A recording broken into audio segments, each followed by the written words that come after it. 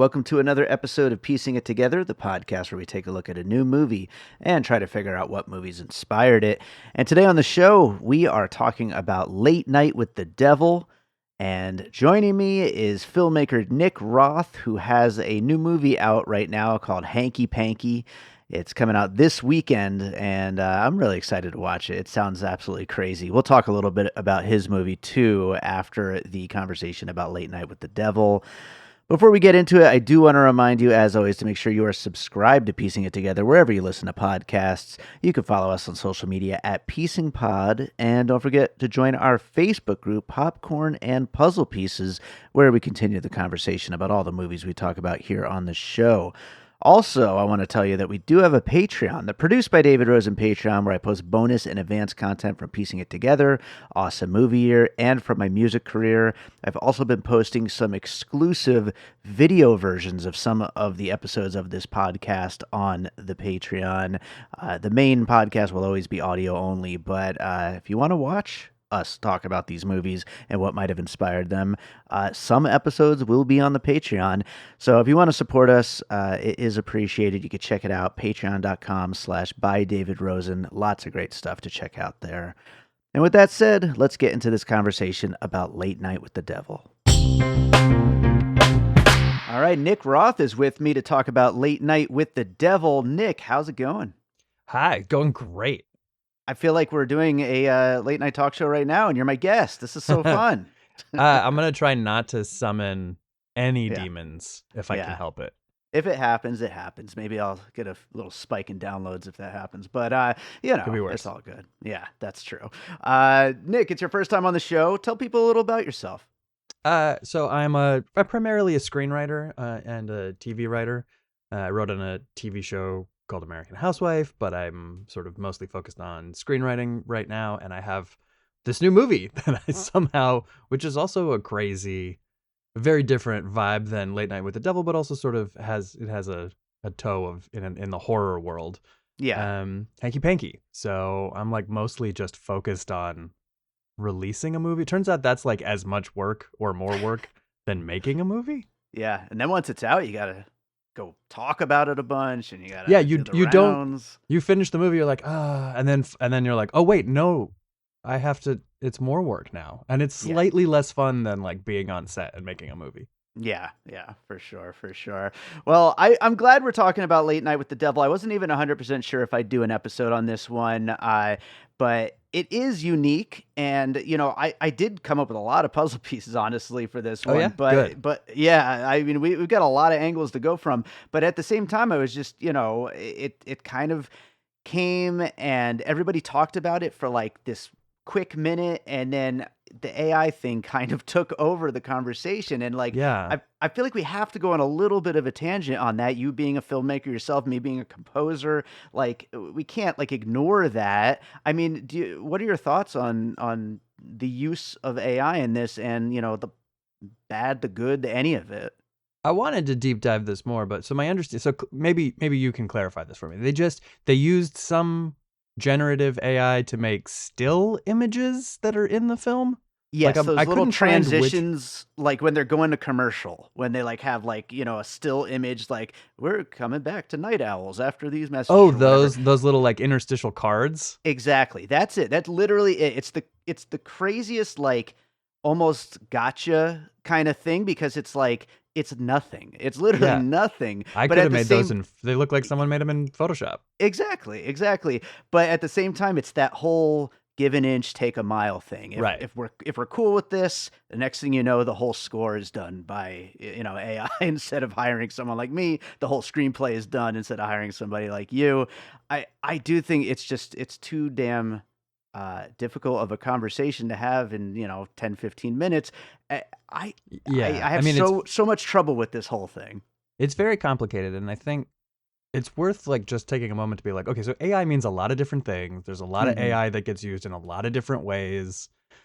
Like you kind of have to be case by case about it, and rather than just being like, here they used AI or here they didn't. It's like, well, okay, like if you're using Adobe Premiere Pro and there's like the auto set levels in your color correcting, like, okay, that's technically AI, but like that's not, no one is upset about that. You know what I mean? Like there's so many things that, okay, so it's like, where do we draw the line of like, hey, don't do this? And I guess it's like, with this, it seems like people were like, well, you should pay graphic designers or someone on your post team to just make these. And it seems like you used, look, the real issue with generative AI in my mind is that, okay, so whose actual art got basically plagiarized to make that art? That's a whole other part of the equation too. That's the only part of this equation that I'm actually, I would be concerned about in this case, which is that, okay, like use the tools, but are these tools that, because many of them are, and I don't know which ones they used, but like that intentionally mask what the data set was that they like mined in order to then reproduce this content? Because then there might be people whose work, there are human beings whose work is being infringed upon, and I would be, it's very hard to track. Like a lot of these generative AI platforms, the problem is that they you know, scrape a bunch of material, and then intentionally don't keep track of what they've scraped and how they've scraped it and how you end up with it. So it's like, maybe they just used somebody's work. Like they probably did and didn't, like that's a problem. You shouldn't do that. I'm picturing the project one day down the road that scrapes Hanky Panky as its AI data, and then what that looks like. Honestly, the photocopy of the photocopy. You know, I can't wait.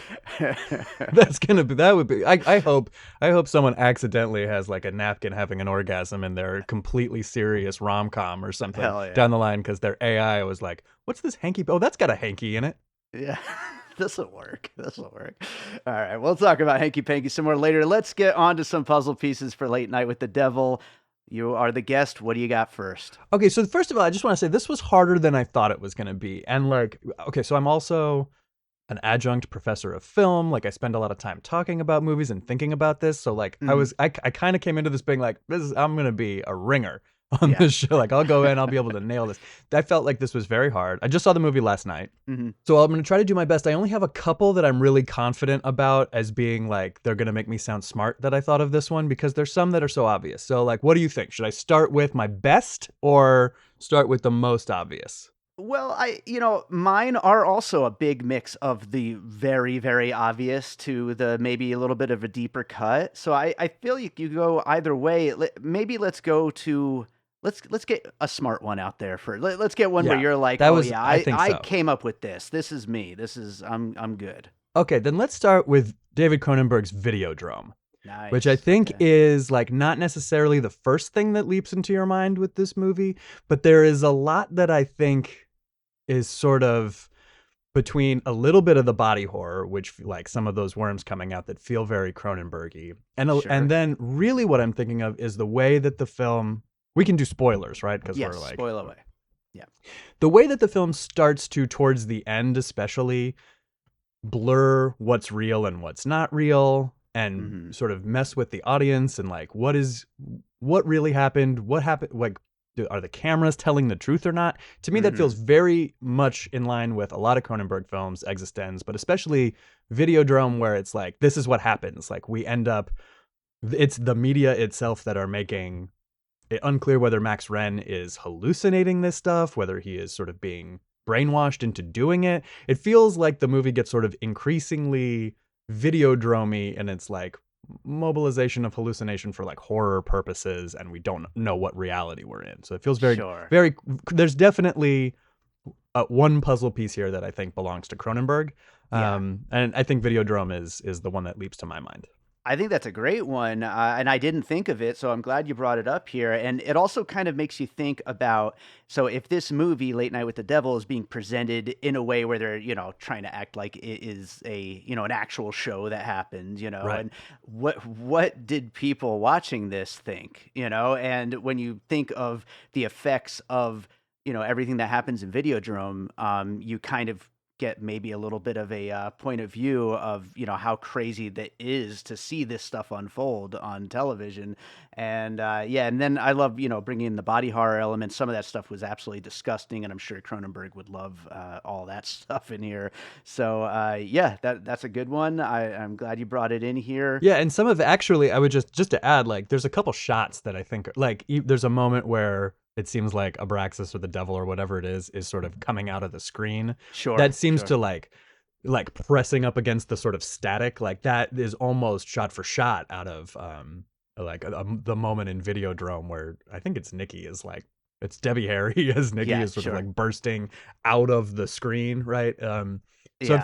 it feels like these are very much of like looking at late 70s television media and screens and broadcast and like that kind of electronics and like and making that into body horror. So Sure, absolutely. This is also a movie that clearly is being made by lovers of horror, and what horror lover doesn't love Cronenberg? So, yeah.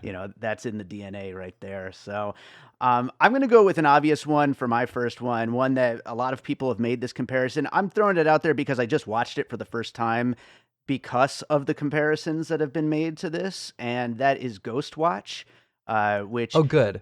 yeah, it's a really cool thing that it was this film on, I believe, BBC TV, that was made to look like an actual TV special of ghost hunters going to investigate a possession, and people thought it was 100% real, and it scared the shit out of people.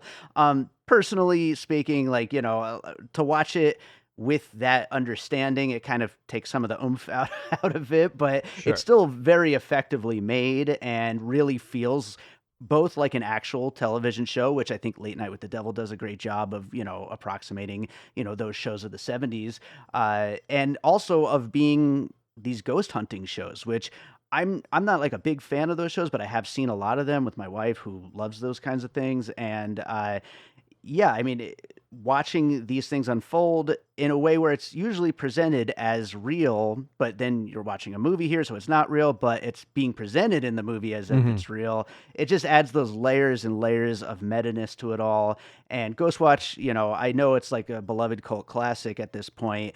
I think it's like a very clear inspiration on what they're trying to do with Late Night with the Devil.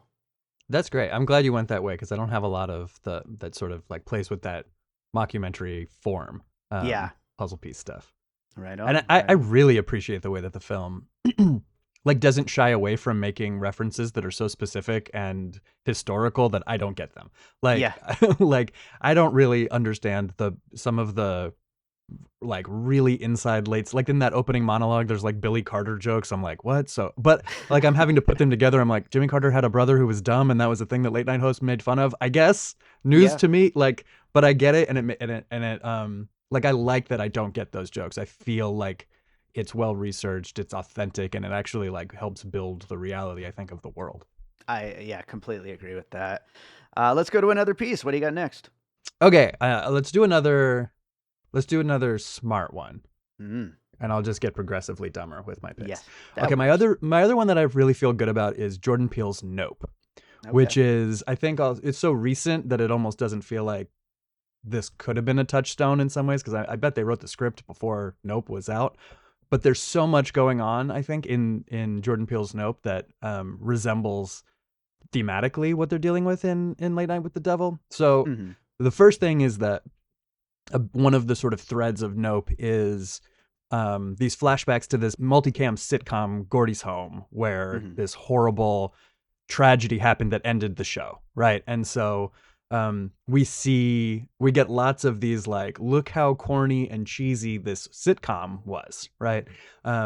As a mechanism for like building suspense towards, we know something horrible is coming on the set in front of a Sure. live studio audience, right? And that's sort of like the whole like boiling pot of Late Night with the Devil. And it's one piece of Nope, but some of the humor then in the like, this is so cheesy and silly, and I think Dastmalchian is just incredible in this role as Oh being yeah. like as so effortlessly being this late night host. But it feels like so authentically kind of corny, which just makes you wait for the what the horror is happening, and that's what it feels like in a bunch of Nope. The second element in Nope that I feel like is really prevalent in this movie is, the Stephen Yeun's character Jupe in that movie who is the boy who's a survivor of that multicam grown up later, becomes this kind of showman who is hell bent on sort of thinking himself as a savior and special, and he's going to do this thing that no one's ever done before and prove the existence of something supernatural or alien. And that ambition almost feels like a deal with the devil. Almost, there's something I think similar about that character and Jack Delroy in this movie, where it's a little bit like, you're gonna get what you want, but you're gonna be destroyed by it. Yeah. Right. In the sort of same context of like, he's a showman and he is, he has his own like amusement park or whatever, Jupiter's Claim. Sure, absolutely. That's a great one. And yeah, I mean, like you said, it's, so recent that it's probably being made at the same time. So Yeah. I'm just going to jump right on top with another Sure. one that is probably too recent and deals with, funnily enough, a lot of the same ideas there. And that is Deadstream, which is another kind of found footage like Shudder original. This is a comedy, like a full-fledged comedy, not just like kind of dark comedy, from Joseph Winter and Vanessa Winter, and stars Joseph Winter, about this guy who's just like a real kind of schmuck of a YouTube streamer who he's been recently canceled or something, and decides to try to get his followers back to spend the night with his live stream equipment in a haunted house, and it goes as terribly as you can imagine. Sure. And you root against him the whole time. You don't really root against David Dastmalchian because he's just so damn likable, but at the same time, there is some element to him where you can't tell, like, is this guy worthy of my liking him, or is he kind of a shit who's just, using people to, raise up in the ranks and all that. Like you were saying about the character in Nope, he is just hell-bent on, getting that number one spot in the late night world. And so him, the Stephen Yeun character, and this main character in Deadstream all are just so hell-bent on that success of their particular, visual medium, of entertainment, that they don't care about anything else, and any deals with the devil that they might have made along the way. And there also, Deadstream is a fun, unique way to do found footage, which at its core, Late Night with the Devil, having this whole setup of being a late night show that was recorded and it actually happened at the time, even though we do break that sometimes with these backstage scenes, it is at its core a found footage movie for the most part. And so both that and Deadstream, they do found footage, which is kind of a done to death genre within horror. They do it in a unique way, and I appreciate that about it too. But yeah, Deadstream, for anyone who hasn't seen it, is so funny, and I love that one. Well, that's cool. I'll check that one out. I do think that this movie is like it feels like a really fresh take on a bunch of things that have been done to death, like recombined, right? Mm-hmm. And the found footage is one of them, where it's like it plays so fast and loose with the fact that it's found footage. It's like, this is found footage, and then there's like whole sections of it that are clearly not, right? But I think that that's like fine and it works because we know and we get it. And I think it would immediately get tiresome if it was like they had to think of some reason some camera was still rolling or whatever, and it was like, nobody wants that. You know what I mean? Like, so it feels like we're at a place in the found footage horror subgenre where I think we're all cool with it being like, okay, we'll use some of the found footage. It doesn't have to be we don't have to stick to that, Yeah, and we've already like established, like you had mentioned earlier, that because of the possession aspect of all this, like, you can't quite trust what's on film anyway within the movie. Yeah. So like, it's its own new layer of found footage, which definitely adds a lot to it. But let's go to another puzzle piece. What do you got next? Okay, so this is interesting. It's sort of a tweak on it and going in a different direction. But my next one is Birdman, the Iñárritu film. Or what's the full title? Or Birdman, or the Unexpected Virtue of Ignorance. Oh, you got it all. I wouldn't have gotten it, but I had to look it up last night to be like, what's the full title? Because I was like, there's something about this that feels like that's a movie where, Michael Keaton is playing this character who's sort of depressed and feeling like he's washed up in his career, but it's also a little bit about the ambition of this like showman. And the thing that really makes it feel like, I feel like there's a piece that's important here, is the monolocation aspect of this movie, where it's all about this one singular performance on a stage. And so I was trying to think of, because there's a lot of movies that are sort of like just one, that are almost in real time, whether they're found Sure. footage or not. And Birdman, of course, is like a really notable version of that. And just the way that film sort of weaves between the stage and so much time that's spent backstage as he's trying to like do this shit while he's also hallucinating Birdman, right? I don't know, there felt like there was something of a piece there where this film sort of, picked up in a little bit of that sense of like this character who's falling apart backstage, trying to keep it together front stage, and then compacting that into something that feels like it's all one real time sort of, kettle that's going to explode. Absolutely. It was one that I was thinking about as well. And yeah, I mean, there's that anxiety involved with just knowing that this guy is just on his last string, basically. He's had so much bad happen to him in the past. We get little glimpses of that. We know the stress and pressure that he's under, and we know that kind of anything can happen because in the sense of Birdman, it's more of a surreal thing. In the sense of this, it's a horror demon possession thing. So really anything can happen. And so we just don't know how it's all going to fall apart at any moment. And so, yeah, I think that's a good one to include here. I will kind of combine two things here because I'm going to go with Joker for my next puzzle piece here. As far as that whole climactic scene in Joker when the Joker finally gets on the Robert De Niro late night show that he wanted to be on so bad. It's, obviously like a Johnny Carson type thing. And everything just goes terribly and, of course, explodes into amazing violence. And bring up the king of comedy as well, as far as, these kind of late night set shows, which was, of course, the biggest influence on Joker itself. So that's why I wanted to combine them here. But, both of them center around that world, this idea of somebody who is just, they feel like they deserve that spotlight. They feel like they should be the one on camera. They should be in the spotlight. And, do they deserve it? That's questionable. Although I would say, Jack Delroy is pretty fun to watch. He could probably pull it off, if all this shit hadn't happened, he'd probably be a success. But, with the other ones, everything goes very badly. And this one, everything goes very badly. But Joker, that whole sequence, it's kind of, I mean, not everybody liked Joker. To me, I really liked it, especially because of how electrifying that scene was, where you just know this is not going to go well, and you don't even ever expect it's going to go that badly, but it does, and it's something when it does.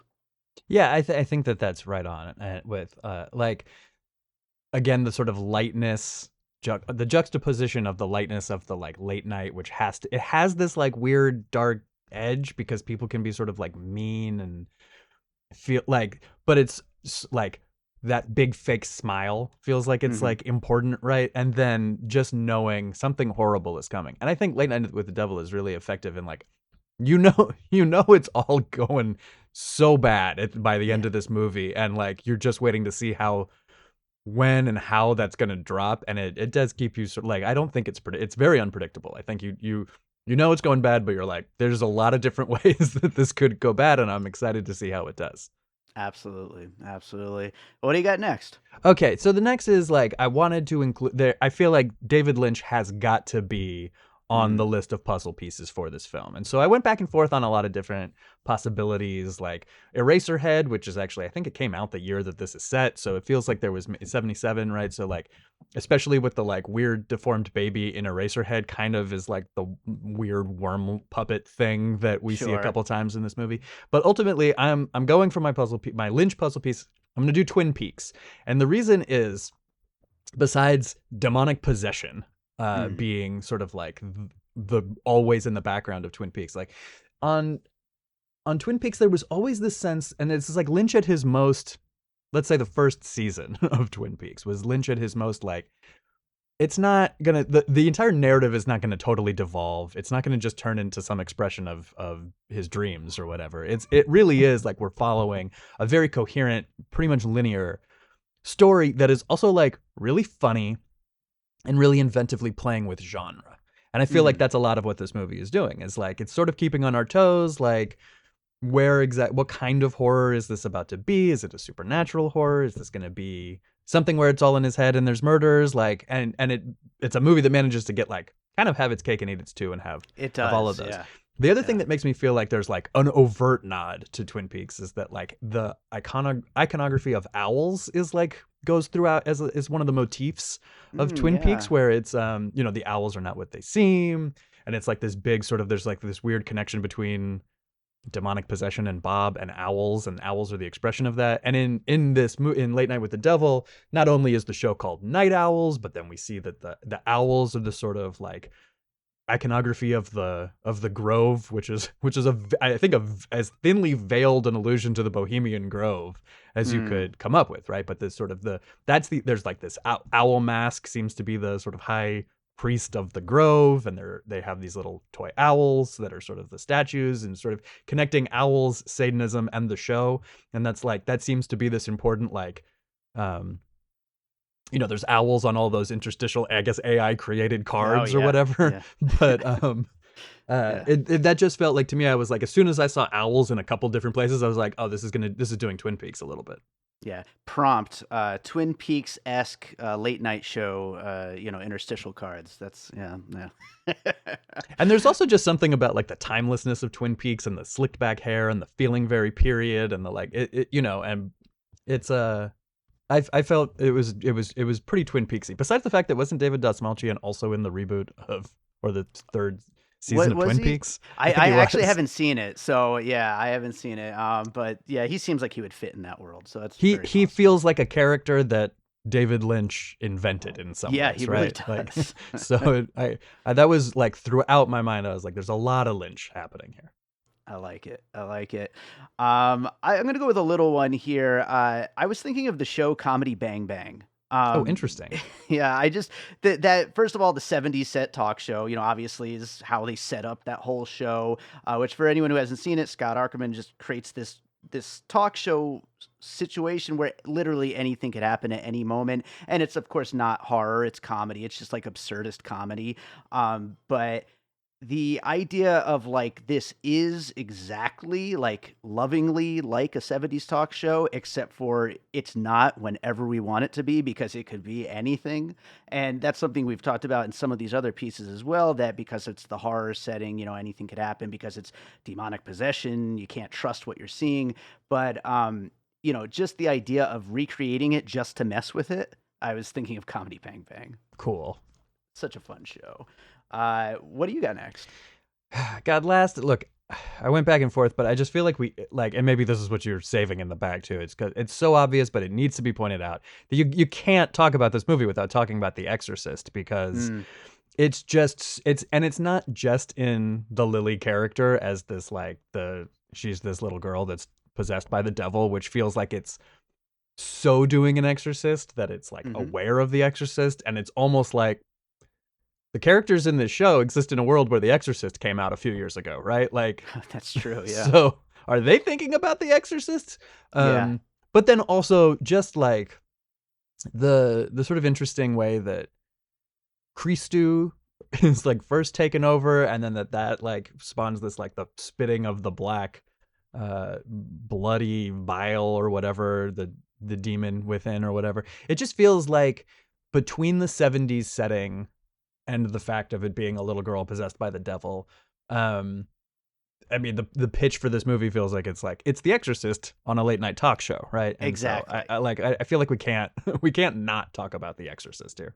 Absolutely. And like, shout out to that actress, Ingrid Torelli. I think she is so great. At first playing this kind of glazed eye cult girl, and then eventually turning, full on possessed and creepy as shit. I think she's awesome. I was thinking The Exorcist. I was also thinking Evil Dead. She's very Deadite-like in her performance once she gets totally over the top. Plus there is, a lot of love for gore and just completely crazy shit. So, there's some Sam Raimi in there. But yeah, The Exorcist, it has to be on the list. I completely agree with you. And she is great. She is as great as Dastmalchian is as the main lead. She's probably the second best part of this movie, I thought. So I agree 100% on that. It's a role that would be so easy to overdo, like because it's like been done. The evil little, there was literally a trailer right before this for Abigail, which is another one of these, like, I guess she's a vampire or whatever, but it's the same, you know what I mean? Like, she has to be able to like look totally innocent and sweet and then be like the scariest thing in the movie, right? Like, Yeah. and it's so easy to potentially make that like too creepy or over the top or whatever, or so I think that the that performance really threads that needle very well. Absolutely. Well, I've got one more, and that is 1975's Network.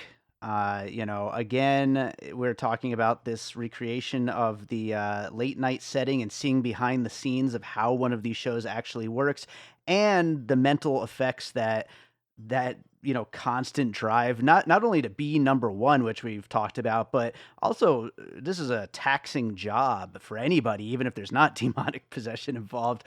Being a late night talk show host is just constant boom, boom, boom, 20-hour work days, like, and just the toil that has on these people. And Network really goes into that in a much more comedic way, of course, but definitely deals with the effect that trying to work and succeed in that world has on these people. And so here you see that effect on David Dastmalchian's Jack Delroy, and mixed with horror, of course, it becomes a lot worse. Yeah, I mean, I think that's definitely, again, especially these movies that are from this era.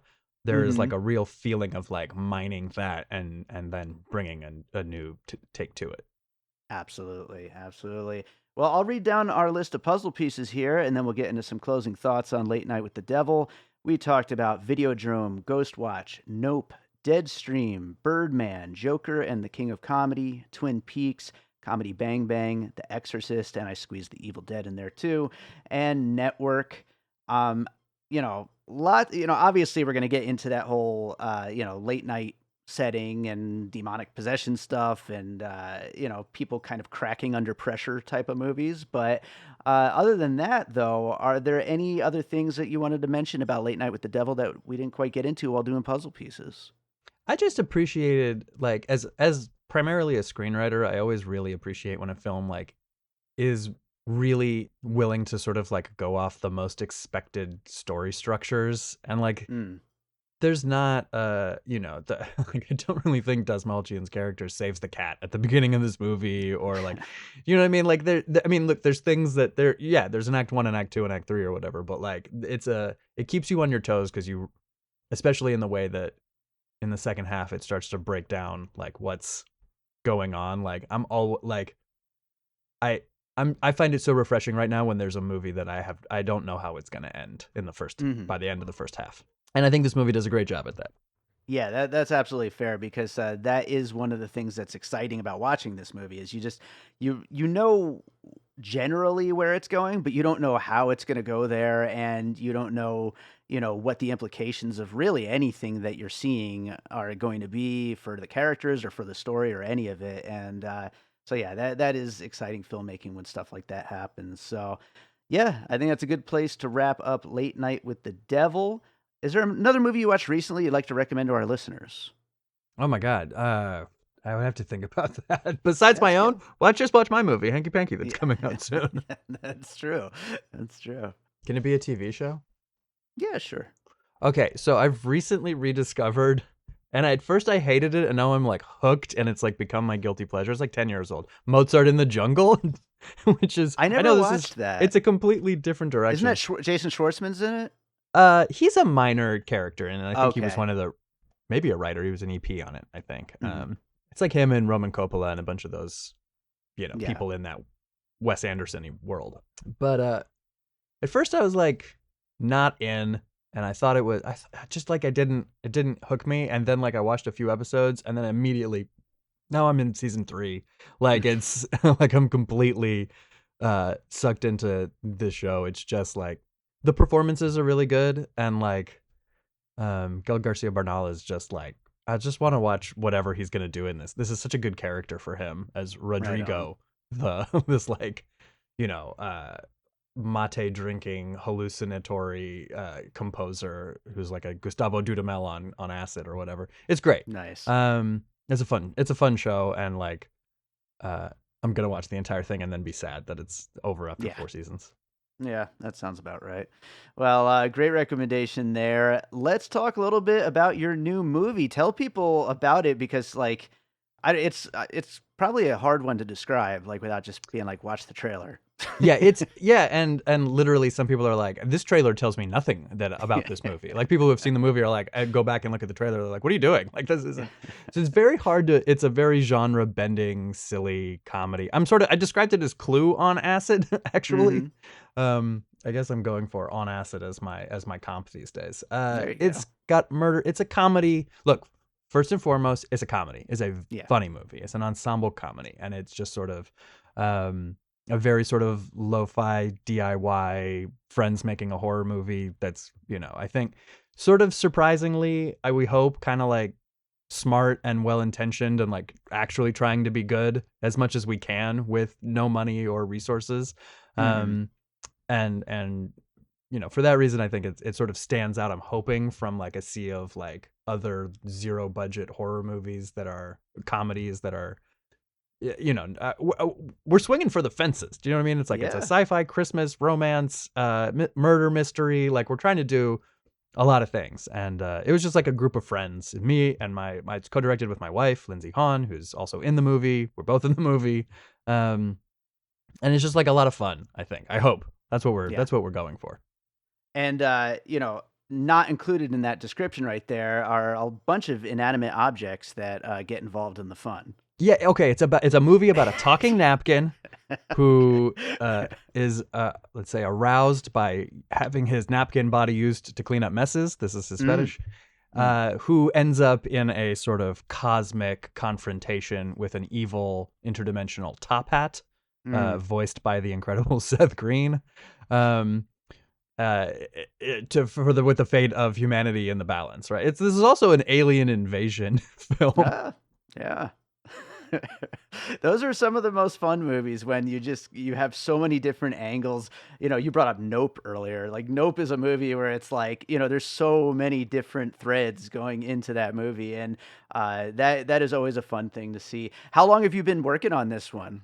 uh Let me put it this way: long enough that we were almost picture locked by the time Nope came out. Oh So boy. Yeah. it took many years to edit this. We put it together pretty quickly and then spent several years editing because it was like, well, but mostly because Lindsay and I had never edited a feature film before and Sure. had jobs, and then there was a pandemic, and then we had kids, and like, so it's a sort of a spare time movie that we finally finished and like somehow have gotten across the finish line, and now it's sort of legitimized it'll be on Apple, Amazon, and Google, and everywhere else on VOD on April 19th, in time for your 420 weekend.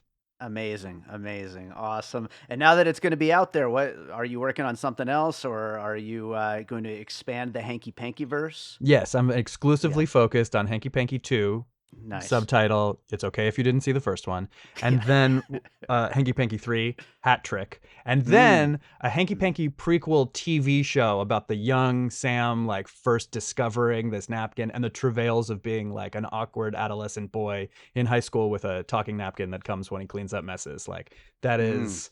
that is all in the in the bank. Yeah, I'm realizing right now you've got merchandising built right into this thing. This is an amazing project. Yeah, yeah. That was where we started with. We were like, how can we want to sell napkins that people use to wipe up messes and I don't know, pretend that they're aliens who are trapped in the body of inanimate objects and getting off on it. Amazing. It sounds Amazing. so crazy. I hear myself saying this. Right, right. Yeah. It's a That's exciting. it's a real what the fuck kind of movie. Yeah. Well, I'm really looking forward to watching it this weekend. And Nick, thank you so much. Where can people find it? Where can people find you? So we're just sort of like, if you look, unfortunately, Hanky Panky is also the name of, it turns out, a popular underwear company. That Mm. makes sense. And so I think they're going to beat us in search engine optimization any day of the Sure. week. So hankypankythemovie.com or at Hanky Panky Movie on all of the socials. Like put movie in your search and you'll find us. Right on, right on. Well, Nick, thanks so much for doing the show, and hopefully we'll get you back again sometime. Yeah, this was so much fun. Thank you. All right, so I hope you enjoyed that conversation about Late Night with the Devil. Thanks to Nick Roth for joining me on that one, and thank you to all of you for listening. If you're enjoying piecing it together, make sure you're subscribed on whatever podcast app it is that you're listening to this show right now on. You could also maybe drop us a little 5-star rating or review. That would be nice. And also follow us on social media at Piecing Pod. Also, don't forget to join our Facebook group, Popcorn and Puzzle Pieces, where we continue the conversation about all the movies we talk about here on the show. And speaking of continuing the conversation, just for a second here, if you're still hanging out, listening to the outro of this episode, I'd love to continue the AI conversation too, because it's something that I keep going back and forth on. I mean, it is such a plus and minus, pro and con, it's all over the place, this conversation. I've dabbled a little bit. Obviously, I have some automation software, which technically, it's doing the same thing as AI, although it's the more assistive AI when it comes to mastering my podcasting or music and stuff like that. Then as far as generative AI, I've used some of it with some of my music-related stuff, whether it's some visuals for some of the, YouTube videos or artwork, stuff like that. I also, of course, hire artists when I can. But it's such a, hot topic right now, and I'd love to hear your thoughts on this. I'm currently working with a filmmaker who his entire medium is AI, and so it's really exciting to see what he's going to come up with. But then there's the questions of how that artwork is generated to create it, even though it's his creativity. Whose art is it being trained off of? There's so many questions involved. So, hey, get in touch. I'd love to hear from you. We could talk in the Popcorn and Puzzle Pieces group. You could email me, hit me up on social media at PiecingPod. I love talking about this stuff. I'm, a nerd, of course. Otherwise, I wouldn't have gotten into doing podcasting and making music and all this stuff. So I love hearing from people. So do, in fact, get in touch with me. But yeah, that does it for today's episode. I'm going to close this out with a piece of music, as I always do. And let's see, what's a good one for Late Night with the Devil? Actually, I have a really good one. I can't believe I didn't think about this before. Oh my God. This is blowing my mind right now. I should have mentioned it during the actual conversation. Of course, this is a movie that the filmmakers couldn't have possibly seen what I'm about to bring up. But last year, I released a film score called the Dissection Table, which was a score that I made for a feature film that never got completed. It never came out. And I can't believe I didn't think about this, but the Dissection Table is literally, oh my God, I wonder if Michael O'Neill, the director, knows about this. It is basically a lot of what happens in Late Night with the Devil, and I just didn't even put two and two together until I'm sitting here recording this outro. If I didn't tell you guys, if you were around when I put out the Dissection Table and talked about it a bunch and put the score out, the story is about a guy who he's kind of losing his grip on reality, and in the process of going crazy, is making like a late night talk show. And it's definitely a little different. It's not about a late night talk show getting possessed. It's about a crazy person having a late night talk show where murders and violence and all kinds of crazy shit happens. But yeah, wow, there is a real definite connection there. But I'm going to play a track from that because it's a perfect fit. So this is a track from the score to the film that never came out because it never did get finished, but the director gave me the go-ahead to release it as a soundtrack album. So it's a piece from that. It's the title track, The Dissection Table. Hope you enjoy it. We'll be back with more piecing it together real soon.